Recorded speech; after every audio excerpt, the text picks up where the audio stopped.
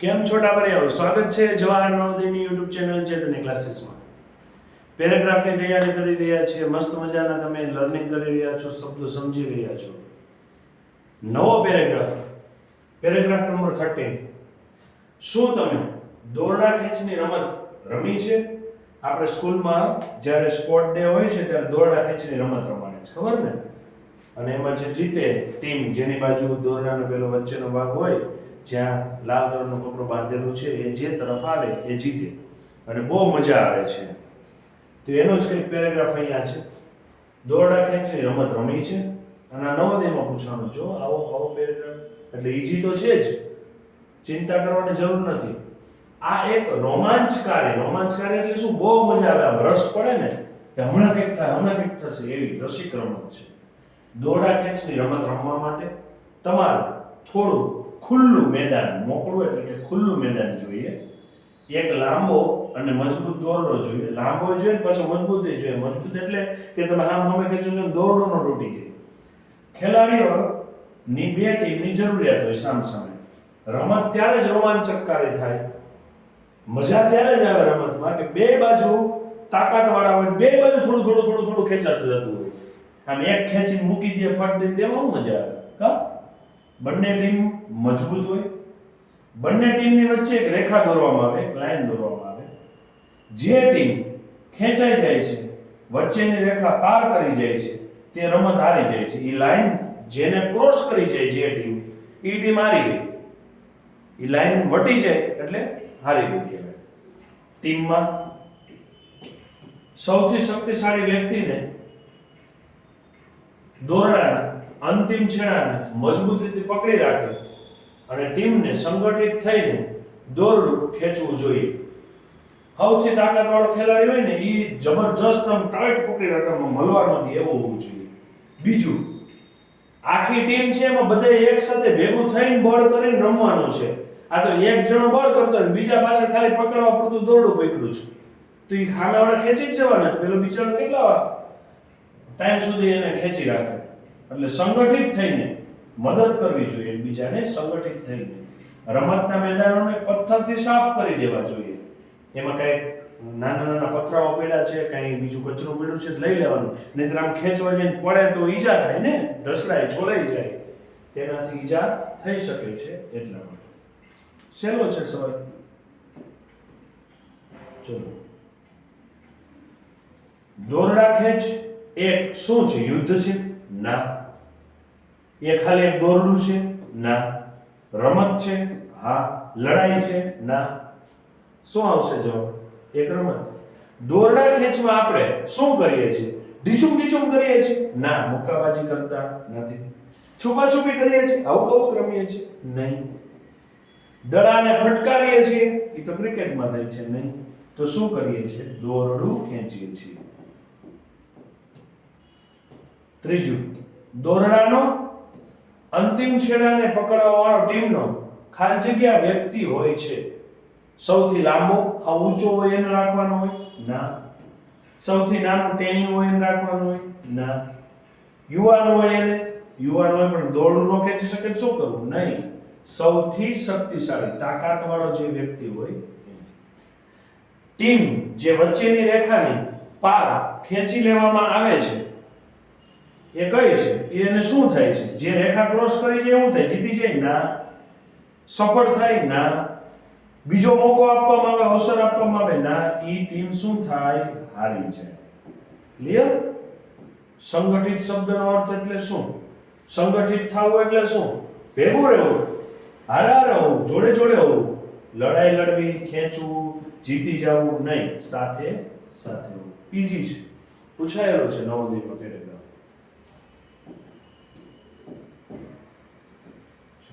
Paragraph number 14. પૃથ્વી પોતાની ધરી પર ફરે છે, એથી પર્વત અને મહાદ્વીપ પણ ફરતા રહે છે. આપણને આનો અનુભવ એટલે નથી થતો કે ગતિની સાથે આપણે પણ ફરતા રહીએ છીએ. પૃથ્વી છે, પૃથ્વી એ રોજ ફરે છે, આપણને ખ્યાલ છે. સૂર્યની ફરતે ફરે છે ને, એ સૂર્યની ફરતે ફરે છે અને એની સાથે આપણે ફરીએ છીએ. પૃથ્વી ફરતી જાય એટલે એની જોડે જોડે આપણે ફરતા જઈએ. આપણે અને પૃથ્વીની ગતિ એક સરખી, બેની પેરેલલ ચાલે છે, એટલે આપણને એનો અનુભવ નથી થતો કે આપણે ફરીએ છીએ એવો. પૃથ્વીના પડ એકબીજાને ધક્કા મારે એથી એ ભાગ સરળતાથી આગળ ન વધે તો પૃથ્વી ત્યાંથી વળી જાય અને પૃથ્વી પરની ખંડો પણ તત્કાલ 4-5 ફૂટ ખસી જાય. એટલે શું થાય? પૃથ્વીના પડ આમ લેયર બનેલા છે, પેલા પફમાં હોય ને એ રીતે લેયર છે. એ જો એકબીજાને ધક્કો ન મારે તો શું થાય? પૃથ્વી ત્યાંથી વળી જાય, એ ભાગ આમ વળી જાય, ધક્કો ન મારે તો. અને ખંડો પણ 4-5 ફૂટ ખસી જાય. એ આમ ધક્કો લાગી જાય, કેમ કે એને ધક્કો નથી લાગતો એટલે આમ તમે જોર કરો છો તો સામું જોર થવાનું છે ને, ખસી જવાશે. આવી રીતે ઉત્પન્ન થતા મોટા કંપનો એટલે ધ્રુજારી, એને શું કહેવાય છે? ભૂકંપ કહેવાય છે. જેને આપણે ધરતીકંપ રૂપે અનુભવ કરીએ છીએ. હળવા ભૂકંપમાં, જો ભૂકંપ બહુ મોટો ન હોય, હળવો હોય, તો વાસણો ખખડે અને છત ઉપર જો ઝુમ્મર હોય તો એ ઝૂલવા લાગે, ધ્રુજારીને લીધે આમ થાય. પણ જો મોટો ભૂકંપ આવે તો એમાં મકાનો પડી જાય અને ધરતી ખસી જાય, ખાડો પડી જાય, એવું થાય. સુનામી આવે. સુનામી આવવું એટલે શું? તત્સુનામી નથી વાંચવાનું, સુનામી વંચાશે. સુનામી આવે કે જેમાં સમુદ્રમાં પણ ઊંચા મોટા મોજાઓ ઉછળે અને ઘણી બધી ખાના ખરાબી એટલે કે નુકસાન થાય. ક્લિયર? આવું થાય છે. આ ભૂકંપ વિશેની માહિતી છે. ચલો જોઈએ સવાલ.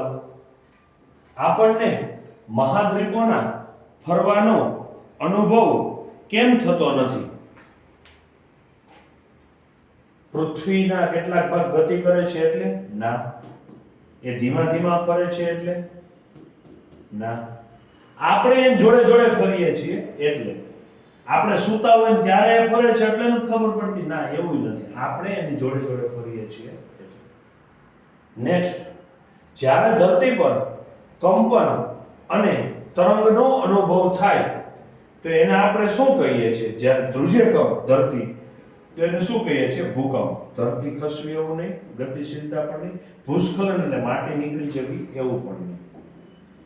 ત્રીજો પ્રશ્ન, એક નાના ભૂકંપમાં નીચેનામાંથી શું નહીં થવાની સંભાવના નહિવત હોય છે? સવાલ સમજો. એક નાના ભૂકંપમાં નીચેનામાંથી શું નહીં થવાની સંભાવના ઓછી છે? વાસણો ખખડે, માળિયા પરના? ના. ધરતી થોડી ધ્રુજે? ના, હળવો ભૂકંપ છે. મોટા ભવનો એટલે કે ઇમારતો પડી જાય? ના. નાના ભૂકંપમાં શું થશે? છત પરના ઝુમ્મરો ઝૂલવા લાગશે.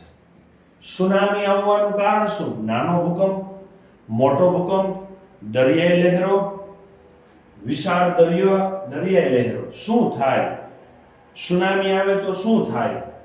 દરિયાઈ લહેરો, દરિયાના મોજા ઉછળે, લહેરો થવા લાગે, એને સુનામી કેવું? નહીં. મોટો ભૂકંપ આવશે ત્યારે જે ક્રિએટ થશે, ધરતી ધ્રુજશે, એને શું કહેવાશે? સુનામી.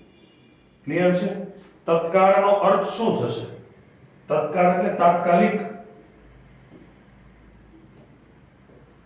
તત્કાલ એટલે તાત્કાલિક, ઝડપથી, તુરંત. શું થશે આમાંથી? એક સમય? ના. દૂરથી? ના. કેટલેક દૂરથી? ના. તરત જ. તત્કાળનો અર્થ શું થશે? તરત જ. ક્લિયર છે? Next paragraph. ઈઝી છે બાળકો, કોઈ પ્રોબ્લેમ તમને ક્યાં આવે એવું છે નહીં. ચલો, લીમડા વાળું પાછું આવ્યું. એક વખત આન પહેલા આવી ગયું. હા કે ના? લીમડાનું ઝાડ તેના બીજ, છાલ અને પાંદડાના ઔષધીય લાભોને કારણે આ વૃક્ષને ગામડાનું ઔષધાલય કહે છે. ફરીથી, લીમડાના ઝાડના જે બીજ છે, એની છાલ છે, એના પાંદડા છે, એ બધા દવા તરીકે લાભ આપે એવા છે. ઔષધીય એટલે કે દવા તરીકે લાભ આપતા હોય એવા. તેથી વૃક્ષને ઔષધાલય એટલે દવાખાનું. જ્યાં દવા મળે છે એ કહેવાય છે. સંસ્કૃતમાં આને અરિષ્ટ કહેવામાં આવે છે. અરિષ્ટનો અર્થ થાય નિર્દોષ, જે નષ્ટ ન થવા દે, પૂરેપૂરું રહે, કાંઈ નુકસાન ન પહોંચાડે એવું. તો સંસ્કૃતમાં તેને શું કહેવામાં આવે છે? અરિષ્ટ. જીવજંતુને નિયંત્રણ કરવામાં લીમડાનું તેલ મહત્વપૂર્ણ ભાગ ભજવે છે. કોઈ જીવડા પડી ગયા છે કોઈ વસ્તુમાં, તો એને આપણે દૂર કરવા છે, તો લીમડાનું તેલ એક સારી વસ્તુ છે. આનો ઉપયોગ મચ્છર નિવારણના વિકલ્પના રૂપમાં કરવામાં આવે છે. જ્યારે મચ્છર કરડે છે, મચ્છર ઓછા કરવા છે, એ કેસમાં લીમડાનું તેલ વપરાય છે. બીજું, લીમડાનું જે બી છે, એ બીનો જે ખોળ થાય એટલે અંદર પેલું આખી એક પેસ્ટ બની જાય, જેને ખાતરના રૂપમાં ઉપયોગ કરવામાં આવે છે. લીમડાના બી હોય એનો ખોળ બની જાય, લીમડાના બીને લીંબોળી કહેવાય છે ને, એનો ખોળ બની જાય તો ખાતર બને. લીમડાના પાંદડાનો લેપ અછબડાની સારવારમાં પણ કામમાં લાગે છે. લીમડાના પાનનો લેપ પેસ્ટ બનાવીને અછબડા જ્યાં જ્યાં થયા હોય ત્યાં લગાડો તો પણ રાહત થાય છે. લીમડાની ડાળીઓ, જે સામાન્ય રીતે દાંતણ કહીએ છીએ, ગામડાઓમાં બ્રશના રૂપમાં એને ઉપયોગ કરે છે, દાંતણ કરે છે લોકો. નેક્સ્ટ, પશુઓ ની ચામડી પર વળગી રહેનારા જીવડાઓ, ઢોર તથા ચાંચડને અટકાવવા માટે છાલ અને મૂળનો ઉપયોગ પણ ચૂર્ણના રૂપમાં થાય છે. પશુઓ, જાનવરની ચામડી ઉપર આપણે જોયું ઝીણા જીવડા બેઠા હોય, એ જીવડા કયા છે? જીંગોળી. એ જે ચાંચડ કે જીંગોળી થયું છે એને અટકાવવું છે, એનું નિયંત્રણ કરવું છે, તો લીમડાની છાલ અને મૂળ એનો ચૂર્ણ બનાવવાનો. જેઠાલાલ ખાય ને દરરોજ, ખબર છે?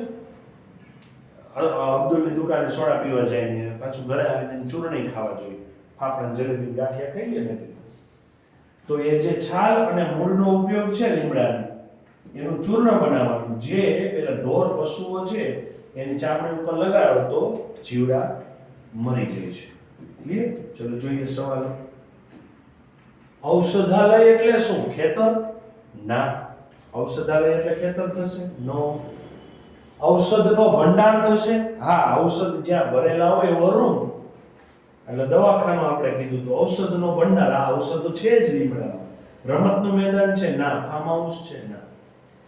લીમડાના વૃક્ષનો કયો ભાગ ખેડૂતો માટે ઉપયોગી છે? લીમડાના વૃક્ષનો કયો ભાગ ખેડૂતો માટે ઉપયોગી છે? કયો ભાગ આવશે? બી. એના છાલ, ડાળી અને પાંદડાઓ કરતા બી ઉપયોગી છે. ખેડૂત વાવશે તો પાછો લીમડો ઉગશે, કોઈ પ્રોબ્લેમ નહીં થાય ને. ચલો, નિર્દોષ શબ્દનો અર્થ નથી એવું ગોતવાનું છે. નિર્દોષ શબ્દનો અર્થ નથી, ફરીથી, નિર્દોષ શબ્દનો અર્થ નથી એવું ગોતવાનું છે. જોજો, નથી એવો શબ્દ છે, ભૂલ ન કરી બેસતા હો. દોષ રહિત, હા. નિર્દોષ તો એનું સમાનાર્થી દોષ રહિત. ખોડ ખામી વિનાનું, હા. બે જોડ સાંધા વગરનું, હા. નિર્દોષ શબ્દનો અર્થ નથી એવું કહ્યું. કદરૂપું, કદરૂપું એ નિર્દોષ નથી, એ તો પેલું જે રૂપમાં સારું ન લાગતું હોય એ છે. ફકરામાં જીવજંતુનો અર્થ શું થાય? જીવજંતુ એટલે શું? ક્રોધી વ્યક્તિ? ના. એટલે કોઈ ગુસ્સો કરતો એને કહેવાનો જીવજંતુ છે. ગંદુ પાણી થાય? નહીં. પ્રદૂષણ થાય? નહીં. જીવજંતુ એટલે શું? પાકને નષ્ટ કરે એવું. ક્લિયર? ગામડાઓમાં લીમડાનો ઉપયોગ, લીમડાની ડાળી, લીમડાની ડાળીનો ઉપયોગ દાંતના બ્રશના રૂપમાં કરવામાં આવે છે. લીમડાની ખાલી જગ્યાએ, અહીંયા જવાબમાં શું છે? ખાલી જગ્યા. એટલે જવાબ શું આવશે?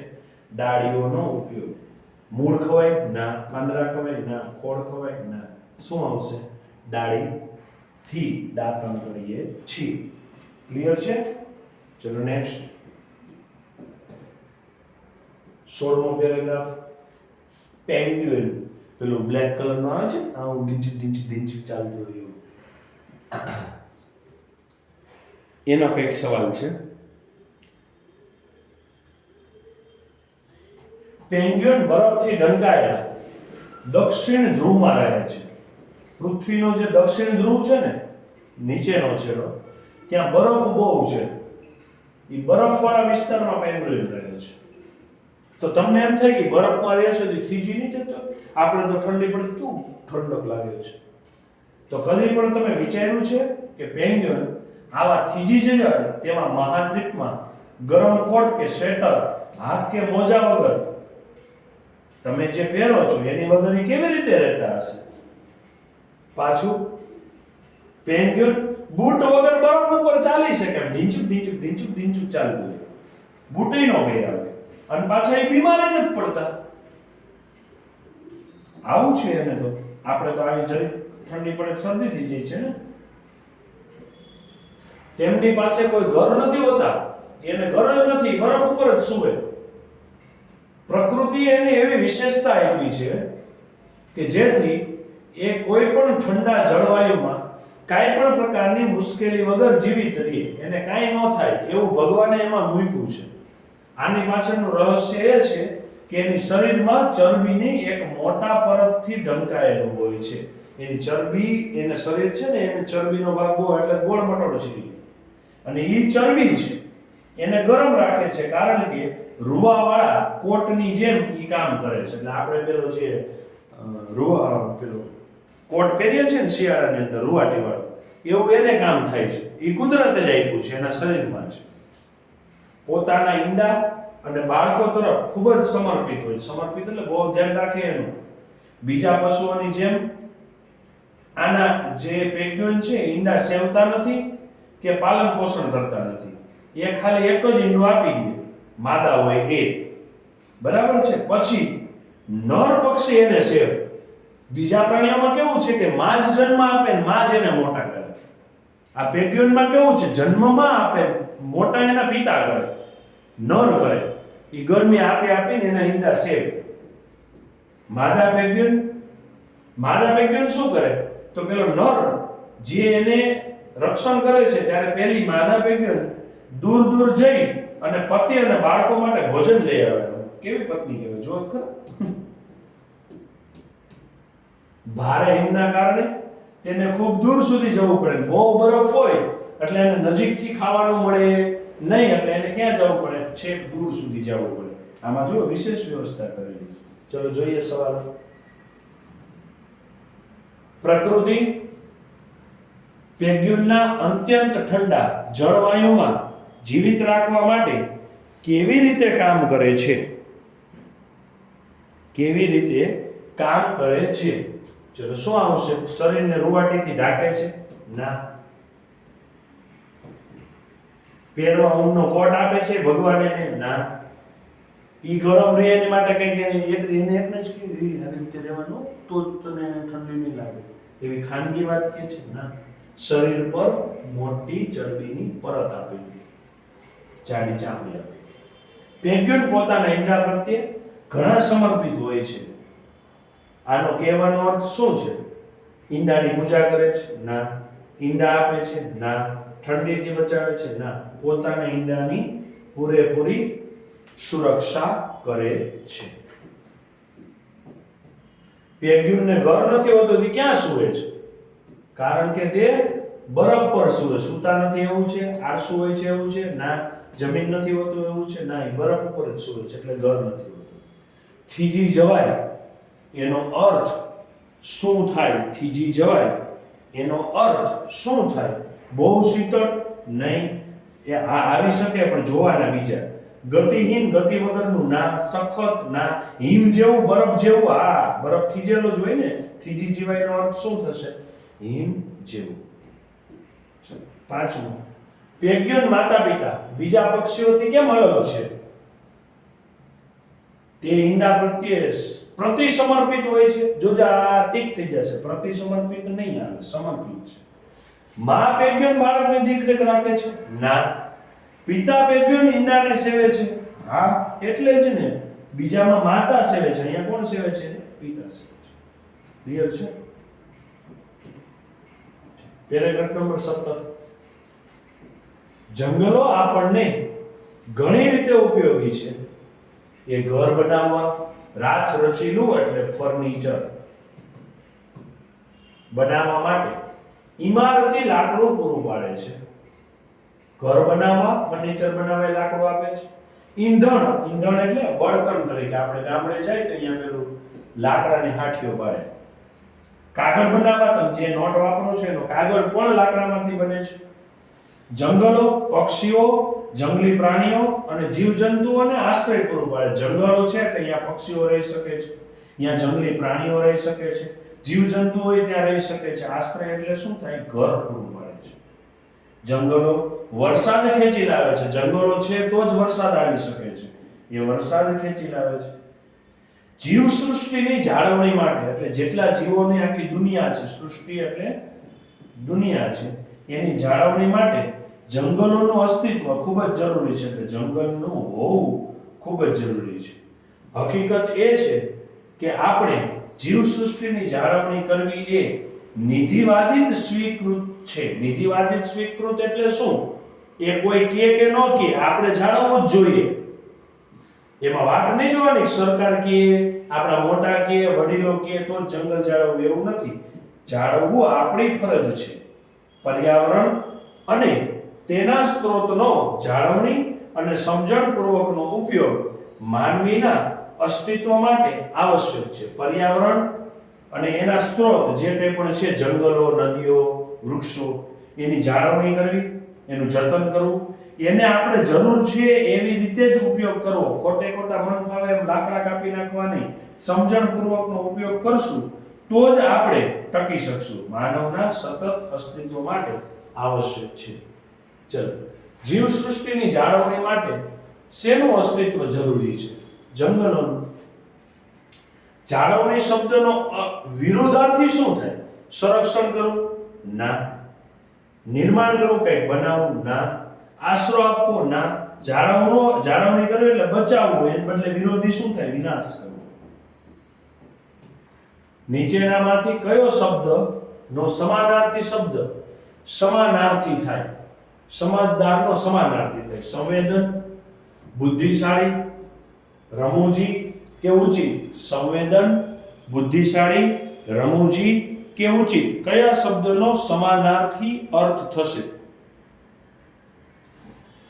ચલો, સમાનાર્થી અર્થ કયો થશે? સમજદારનો સંવેદન થશે, બુદ્ધિશાળી છે એવું થશે, રમૂજી થશે કે ઉચિત થશે? રમૂજી એટલે મજાક કરે એવું, ઉચિત એટલે સર્વશ્રેષ્ઠ? ના.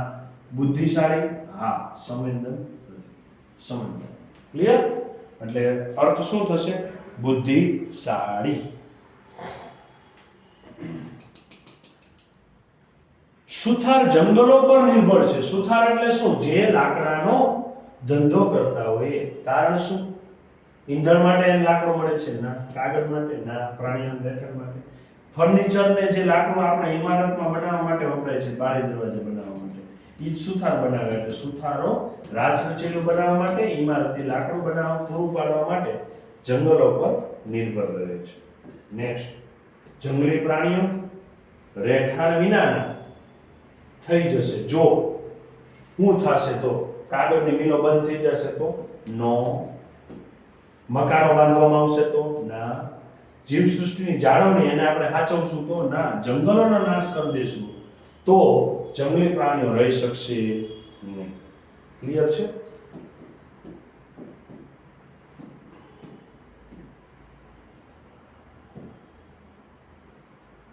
અઢારમો પેરેગ્રાફ. સવારે જ્યાં સુધી નાની આવી, અમે પોતાની એ વસ્તુઓ નીકાળીને બહાર મૂકી દીધી હતી, જે જૂની થઈ ગઈ હતી અને હવે ઉપયોગમાં નથી આવી રહી. નાનીમાં આવ્યા, નાની આવી એનો અર્થ અહીંયા કોઈ વ્યક્તિ આવ્યું છે, હવે એને નાનીમાં છે, બરાબર છે? તો એ નાનીમાં જે આવ્યા છે, એ નાનીમાં આવે એ પહેલા જ એવી વસ્તુઓ છે કે હવે એ જૂની થઈ ગઈ છે, ઉપયોગમાં લેવાય એવી નથી, એને બહાર કાઢી નાખી. પરંતુ જો હું ક્યારેક પણ બપોર પછી પાછો આવતો તો નાનીને ઓસરીના છાયામાં નાના સ્ટૂલ પર બેઠેલી, પોતાને પંખો નાખતી, શિબિર સ્ટવ પર ચા બનાવતા જોતો. હું ક્યારેક પાછો આવતો બપોરે તે ઓસરીના છાયામાં નાના ટેબલ ઉપર બેઠી હોય, પોતાને પંખો નાખતી હોય, શિબિર સ્ટવ એટલે નાના ચૂલા ઉપર ચા બનાવતા જોતો. આજુબાજુ બાળકો હોવાના નિશાન, તેમના પોતાના ઘરેણા, ખાવાની વાનગી અથવા તો તેજાબ જેવા કટાક્ષ વગરના. હું તેમને એવી મુદ્રામાં જોતો કે મેં એને ક્યારેય નથી જોયું જ્યારે હું તેમની સાથે મોટો થઈ રહ્યો હતો. આજુબાજુ બાળકો હોવા જોઈએ હતા, નાની હોય આજુબાજુ બાળકો હોય, ઘરેણા હોય પોતાના, ખાવાની કંઈક વસ્તુઓ હોય, તેજાબ જેવા કટાક્ષ એટલે મેણા મેણા કરે, ટોકે, આપણે ઘરે કેમ ઘુમડાવ્યા કરે એવું. જ્યારે મેં કારના વિશે પૂછ્યું ત્યારે એમ કહ્યું પહેલા તોલો, પછી વિચારો ને પછી બોલો. એટલે પહેલા જુઓ કમાણી છે, એના વિશે વિચારો પ્રોપર છે તો પછી લેવાની, એમ ટોન મારતા હતા. એવો એનો તેજાબ જેવો કટાક્ષ હતો, પણ હવે એ રહ્યો નથી. ક્લિયર? ચલો જોઈએ. શિબિર સ્ટવનો ઉપયોગ શું બનાવવા થતો હતો? ચા. નીકાળીને બહાર મૂકી દીધી હતી એટલે શું? પલટી દેવામાં આવી હતી, સાફ કરવામાં આવી હતી, ધ્યાન કેન્દ્રિત કર્યું હતું? ના, દૂર લઈ જવામાં આવી જ્યાં હતી ત્યાંથી. જ્યારે મેં તેમને કાર વિશે પૂછ્યું, અહીંયા મેનો આશય શું છે? મેં તેમને કાર વિશે પૂછ્યું. મેં એટલે જે વ્યક્તિ વાત કરે છે, વ્યક્તિ કોણ વાત કરે છે? જેને આ પેરેગ્રાફ લખ્યો છે એ કોણ છે? લેખક. નાનીનું કયું કામ વાર્તા સંભળાવનારને સૌથી ઓછું પસંદ હતું? શિબિર સ્ટવ પર ચા બનાવવો એ, ઓસરીની છાયામાં બેસવું એ, બાળકોની પ્રતીક્ષા કરવી એ? ના, કાર વિશે જે ઓલો તોછડો જવાબ આપ્યો હતો ને, સંભળાવ્યું હતું ને, એ પેલાને પસંદ નહોતું. નાની બપોર પછી ક્યાં બેઠી રહેતી? ગેલેરીમાં, ઓસરીની છાયામાં, બગીચામાં કે ખુલ્લી ઓસરીમાં? ઓસરીના છાયામાં. બાળકો, જે કંઈ પણ પેરેગ્રાફની તમે પ્રેક્ટિસ કરી રહ્યા છો એ પેરેગ્રાફ શાંતિથી વાંચો, આપેલા ઓપ્શન 4 જોવા, દરેક શબ્દ શું કહેવા માંગે છે એ વિચારવું, પછી જ જવાબ આપવો, જેથી કરીને તમારા પેરેગ્રાફ ખોટા ન પડે. બીજું, પેપરમાં 4 જ પેરેગ્રાફ આવે છે એટલે વાંચવામાં પણ બહુ સમય નહીં જાય. તમે જે મટીરીયલ યુઝ કરો છો એના દરેકે દરેક પેરેગ્રાફ સોલ્વ કરવાની કોશિશ કરો. સીધા જવાબ ટીક નહીં કરતા, આખો પેરેગ્રાફ રીડ કરવો, પછી આપેલા 4 ઓપ્શન રીડ કરવા, અને પછી જે આપણે વ્યવસ્થિત લાગે છે ટીક કરવાનું રહેશે. તો તમારા 4 પેરેગ્રાફના 5 ક્વેશ્ચન એટલે ટોટલ 20 ક્વેશ્ચન છે, એમાં એક પણમાં ભૂલ નહીં પડે. ક્લિયર છે? મળીએ નવા વિડીયોમાં નવા લેક્ચર સાથે. ત્યાં સુધી ટાટા, બાય બાય.